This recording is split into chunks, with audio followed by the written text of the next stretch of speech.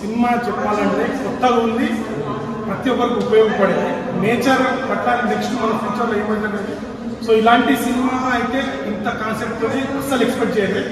సరే ఏదో ఉంటుంది అనుకున్నా, బట్ పర్ఫెక్ట్లీ ఇది ప్రతి ఒక్కరు పిల్లలు స్కూల్ కాలేజ్ ప్రతి ఒక్కరు షోలేసి చూసినందుకు కూడా తప్పు లేదు.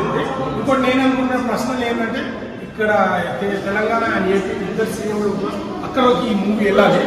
ఎందుకంటే నేచర్ మనకు చెట్లు నరికేయడం వల్ల కానీ దాన్ని యాడ్ చేయడం అనేది ఏందనేది చూపించారు. ఆల్రెడీ మొన్ననే మనకు ఒక రీసెంట్గా కలిసి ప్రభాస్ కలిసి సో వాళ్ళ అలాంటి పరిస్థితులు వస్తాయి. కాబట్టి మనం చెట్లు పెంచడం ఇప్పుడు గవర్నమెంట్ అవే కాకుండా మనం కూడా వ్యక్తిగతంగా మనం కూడా పెంచాలి, దాన్ని మన బాధ్యత. అలాంటివి తీసుకుంటే ఇంకా చాలా బాగుంటుంది అని నేను అనుకుంటున్నా. సో సినిమా అయితే యాక్టర్స్ కానీ జగపతి బాబు క్యారెక్టర్ అయితే నెక్స్ట్ లెవెల్ ఉంటుంది. అలాంటి వాళ్ళు చాలా తక్కువ మంది ఉంటారు.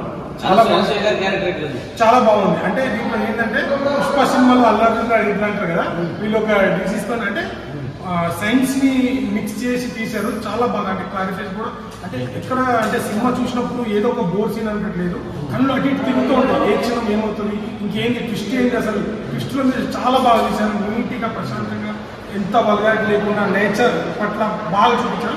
ఖచ్చితంగా మీరు అందరు పిల్లలతోని కాలేజ్ ప్రతి ఒక్క షో వేసుకుని చూడాలని నా ఒక రిక్వెస్ట్. అది ఇప్పుడు ప్లాంట్స్ నాటాలంటారు కదా, ప్లాంట్లలో గంజాయి మొక్కలు ఉంటాయి, వాటిని కూడా నాటాల్సిందే.